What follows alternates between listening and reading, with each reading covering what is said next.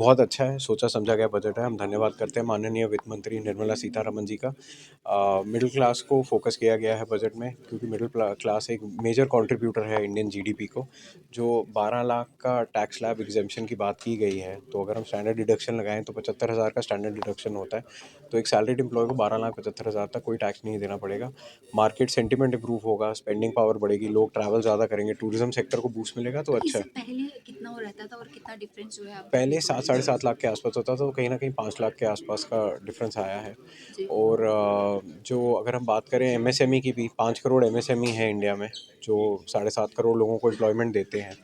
और एमएसएमई अगर हम बात करें तो एक एक्सपोर्ट में भी 47% कंट्रीब्यूटर है, जीडीपी में 36% कंट्रीब्यूशन देता है।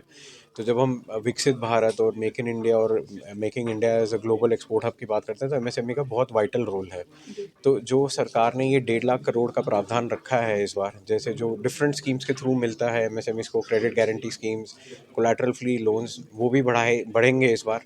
एमएसएमई अपने लोन्स के लिए ऐसे भी डिमांड रहती थी रहती ज़रूरत है, के क्योंकि लोगों की, बिल्कुल। अगर आपको एक्सपैंड करना है अपने यूनिट को, आपको लोन चाहिए, आपको मशीनरी नहीं लानी है, उससे एम्प्लॉयमेंट भी बढ़ेगी जब यूनिट्स एक्सपैंड करेंगे। जो छोटे एमएसएमई होते हैं जिन्हें माइक्रो कहते हैं, माइक्रो के लिए भी 10 लाख जो रजिस्टर्ड माइक्रो यूनिट्स हैं, उनके लिए भी प्रावधान रखा गया है एक स्पेशल क्रेडिट कार्ड लाने का, जिसमें वो 5 लाख का लोन अवेल कर पाएंगे। विमेन एंटरप्रेन्योर जो हैं 5 लाख, उन्हें एंटरप्रेन्योरशिप के लिए लोन देने की बात की गई है। उसके बाद स्टार्टअप्स के लिए बिल्कुल। 10,000 करोड़ का प्रावधान रखा गया है, फंड ऑफ फंड्स। बहुत सारे इंटरवेंशंस और रिफॉर्म्स हैं एग्री सेक्टर में। हेल्थ में काफ़ी बेनिफिट्स दिए गए हैं मेडिसिन के ऊपर, प्लस इंडिया को एक मेडिकल टूरिज्म हब बनाने की बात की गई है। तो ओवरऑल एक अच्छा बजट है मैम। तो आप इसमें क्या रेटिंग क्या देंगे इसे? 10 में से 10 है, 10 बहुत में अच्छा जी, बजट है मैम। बहुत थैंक यू। धन्यवाद। 8वां बजट निर्मला सीतारमण जी ने एक आम जनता के लिए एक आम बजट पेश किया है। बड़ा ही वेलकम बजट था। जिस तरह से उम्मीदें थी उससे कई गुना बेहतर निकल के आया है ये बजट। अगर मैं एक आम जनता की बात करूं, जो मिडिल क्लास पीपल, जो एक हमारे बिल्डिंग, जो एक बैकबोन है हमारी नेशन बिल्डिंग के लिए, उनसे उन नज़रिए से देखा जाए तो जो हम उम्मीद कर रहे थे टैक्स स्लैब का 9 से 10 लाख तक का, वो जैसे ही 12 लाख का अनाउंसमेंट हुआ तो मेरे को लग रहा है एक हर चेहरे पे एक खुशी की लहर और खुशी देखने को दिख रही थी, जो बड़ा क्लियरली दर्शाता है कि हर किसी के लिए एक ये वेलकम स्टेप था और तो वेलकम बजट लोन था। के लिए भी काफ़ी ज़्यादा लोगों की उम्मीदें थी, थोड़ा-सा स्टार्टअप अपना करने के लिए सस्ता और चाहिए, उस पर भी बड़े ऐलान जो है किए गए हैं। मैं बिल्कुल प्रावधान किए गए हैं। अगर मैं बात करूं तो फंड ऑफ फंड की बात की है, जिसमें स्टार्टअप्स के लिए 10,000 करोड़ का प्रावधान किया गया है। और मैं बात करूं एससी एसटी वुमेंस के लिए, अगर एंटरप्रेन्योर्स के लिए, वुमेन एंटरप्रेन्योर की बात करूं तो इनिशियल फर्स्ट 5 लाख वुमेंस के लिए 2 करोड़ लोन का प्रावधान किया गया है। देन अगर मैं किसानों की बात करूं, किसान क्रेडिट कार्ड के प्रोविजंस के लिए बात की गई है।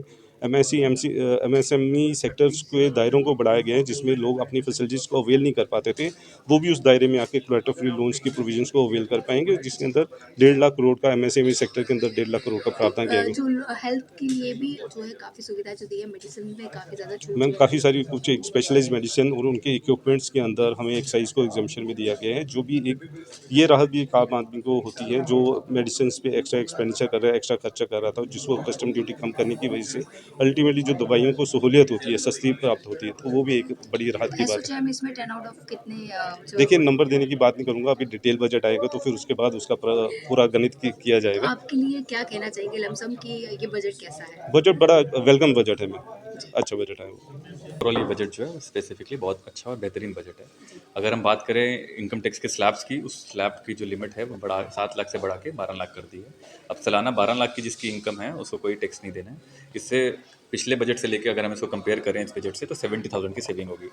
तो अल्टीमेटली एक मिडिल क्लास के लिए बहुत बेहतरीन और बढ़िया बजट है। जी, तो किसानों के लिए हेल्थ सेक्टर में बात की जाए, आजकल देखा जाता है ज़्यादातर लोग स्टार्टअप का जो यंगस्टर्स है वो स्टार्टअप पे ज़्यादा फोकस्ड रहते हैं। उनको ये रहता है कि लोन लेने में काफ़ी परेशानी रहती है, तो उस पे भी कुछ ऐलान जो है वो किए गए हैं। स्पेसिफिकली अगर हम बात करें इस सरकार की, तो इनका स्टार्टअप के लिए विजन तो बहुत क्लियर है। बहुत बहुत ज़्यादा स्कीम्स आ रही है। अगर हम स्टार्टअप फंड स्कीम्स की बात करें, इस बजट में भी इन्होंने स्टार्टअप्स को और बूस्ट करने के लिए एक स्पेसिफिकली फंड्स बनाए गए हैं जहाँ पे इनको और प्रमोट किया जाएगा। जी। अगर हम बात करें एमएसएमई, जो एक मेजर बैकबोन है हमारे देश की, एमएसएमई की जो डेफिनेशन है उसको भी बढ़ाया गया ताकि और लोग जो है वो एमएसएमई का फ़ायदा ले पाएँ, जैसे कि कोलेटरल फ्री लोन्स या और कुछ ऐसी बेहतरीन स्कीम जो स्पेसिफिक एमएसएमई के लिए आती हैं। जो मध्य वर्ग के लोग हैं उनके लिए कितना बेनिफिट रहेगा ये जो बजट आया हुआ है, क्योंकि लोन्स को लेकर भी काफ़ी उनको परेशानी रहती है, उनका रहता है कि लोन्स में जो है वो थोड़ा सा एमएसएमईज की थोड़े जैसी डेफिनेशन बढ़ी तो अल्टीमेटली लोन्स तो कोलेटरल फ्री मिल ही जाएंगे। अगर इसके साथ हम बात करें सीनियर सिटीजन्स के लिए, वहाँ पे भी उन्होंने जो एफडी का इंटरेस्ट है, जो 40,000 रुपये तक की एफडी पे कोई टैक्स नहीं देना होता था, उस लिमिट को बढ़ा के 1 लाख रुपये कर दी। कोई भी सीनियर सिटीजन जिसकी इंटरेस्ट इनकम साल की एफडी पे 1 लाख रुपये, अब उसको कोई अपना टीडीएस कटवाने की जरूरत नहीं। इसके अलावा अगर हम बात करें रेंट की, जो प्रॉपर्टीज़ का रेंट होता था उसकी लिमिट 240 होती थी, उसको बढ़ा के भी 6 लाख कर देगी। सरकार की मंशा बहुत क्लियर है कि जो जहाँ पे कंप्लायंस ईजी हो सके वो कर पाएँ। तो ऑल ओवर इस बजट को आप कैसे देखते हैं? ओवरऑल बेहतरीन और बढ़िया बजट है। एज ए सीए आप किस तरह से देखते हैं कि तकरीबन जितने भी विभागीय वर्ग हैं उनका सबका आपके पास ही रहता है, तो किस तरह से देखते हैं? एज ए सिटीजन अगर मैं ये देखूँ तो अल्टीमेटली कहीं ना कहीं जब एक कॉमन इंसान को राहत मिलती है तो अल्टीमेटली एक चार्टर्ड अकाउंटेंट को भी अच्छा ही लगता है कि वो अपनी सेविंग कर पाए। नहीं तो हमारे पास तो साल में लोग आते ही रहते हैं, सर किस तरीके से हम टैक्स बचाएं। तो सरकार ने 12 लाख रुपए तक की इनकम माफ़ कर दी है। 12 लाख की इनकम पे कोई टैक्स नहीं देना। अल्टीमेटली ये बहुत बेहतरीन और बढ़िया स्टेप है।